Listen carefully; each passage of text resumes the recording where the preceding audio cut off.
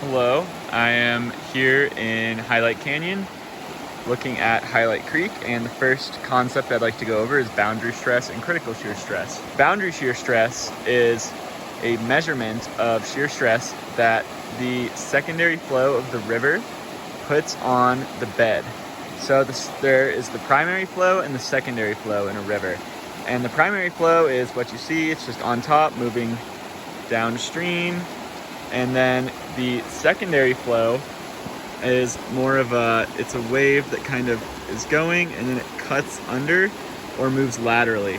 So what that flow does is create stress, because a shear force is one that pushes in opposite directions, and that stress is the boundary shear stress.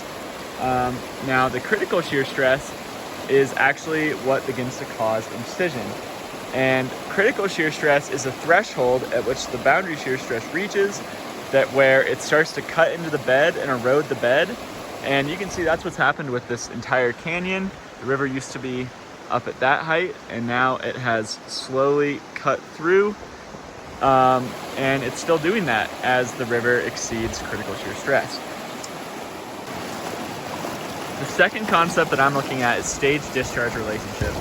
Now the most important thing is to understand what stage and discharge are. So the stage is the water level in a river at any time, and the discharge is the area of the channel, so channel width times channel depth, and the times the velocity. So how fast the river's actually moving, which comes out in cubic feet per second, and we call volume flow rate. Now what we're measuring is the stream flow, so how much of the stream is flowing in the stage-discharge relationship. And that is measured on a rating curve that is positively correlated. So as stage increases, so does discharge. For example, after a storm, the water level will be a lot higher, and then the discharge will also increase because there will be more water moving downstream.